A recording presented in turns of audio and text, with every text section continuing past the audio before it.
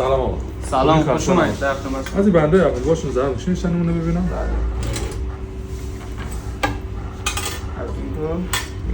از این کارم هست. ارزم خدمتتون که رولکسی هم خیلی عالی. قیمتاشو میشه بگین؟ بله. قیمت من آشنا آقای قویدل هستم. اینجا هست که شهرم اینجا هستن آره؟ آقای قویدل.